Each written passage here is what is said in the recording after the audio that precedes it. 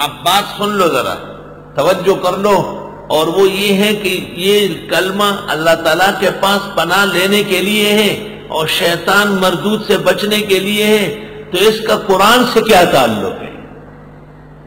ہم نے پہلے کہا ہے کہ یہ قرآن کے لیے آیا ہے، اذا قرأت القرآن، جب آپ قرآن پڑھنے لگے، فاستعذ باللہ من الشیطان الرجیم۔ اصل میں ایک مجمل جواب جامع یاد رکھو، وہ یہ کہ دنیا کے اندر جتنے قبائح ہیں اور دنیا کے اندر جتنی ضلالات اور کفریات ہیں، ان سب کے لیے جو مداوائے کامل ہیں وہ قرآن مجید ہے۔ ہر مذہب کا، ہر فتنے کا، ہر فرقے کا، بلکہ ہر مرض کا شفا قرآن مجید میں ہے۔ وَنُنَزِّلُ مِنَ الْقُرْآنِ مَا هُوَ شِفَاءٌ وَرَحْمَةٌ لِّلْمُؤْمِنِينَ۔ آپ اچھی طرح سمجھ لیں۔ اور دنیا کے اندر شیطان جتنے حملے کرتا ہے تو یا تو بیماری کے ذریعے کرتا ہے، آدمی کا عقیدہ کمزور ہو جاتا ہے، اعمال پست ہو جاتے ہیں، یا دشمنی کے ذریعے کرتا ہے، یا وسوسے کے ذریعے کرتا ہے، یا حسد کے ذریعے کرتا ہے، اور یہ سب کے سب قرآن سے دور کرنے والی چیزیں ہیں۔ ان تمام چیزوں کے اندر آدمی قرآن سے دور ہو جائے گا۔ کتنے لوگ ہیں وہ کہتے ہیں کیا مطلب ہے دورے تفسیر کا؟ تفسیر تو لکھی ہوئی ہے، ترجمہ تو لکھا ہوا ہے، کئی جلدیں بھری پڑی ہے، اگر شیطان ان کو یہ سکھا رہا ہے۔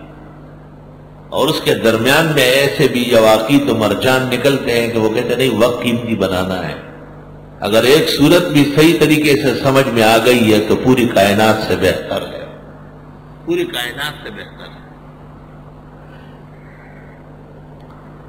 اللہ اکبر۔ تو اجمالی جواب اس طرح یاد رکھو کہ دنیا کے اندر جس قدر آفات ہے، شیطان کے حملے ہیں، وہ 4 حملے ہوتے ہیں، 4 حملے ہوتے ہیں۔ ایک ضلالت کا حملہ ہے، دوسرا عداوت کا حملہ ہے، تیسرا وسوسے کا حملہ ہے، چوتھا حسد کا حملہ ہے۔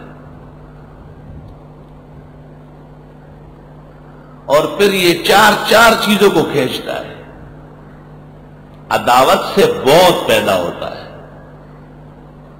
اور ضلالت سے حرمان پیدا ہوتا ہے، اور وسوسے سے تیقن زائل ہو جاتا ہے، اور حسد سے حب ختم ہو جاتا ہے۔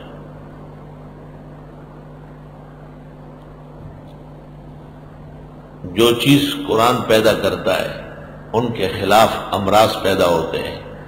تو ان تمام بیماریوں کا معالجہ اللہ نے ایک نازل کیا ہے، اور وہ ہے قرآن کریم۔ تو اس لیے کہا کہ قرآن مجید پڑھتے کے وقت آپ اعوذ باللہ من الشیطان الرجیم پڑھیں۔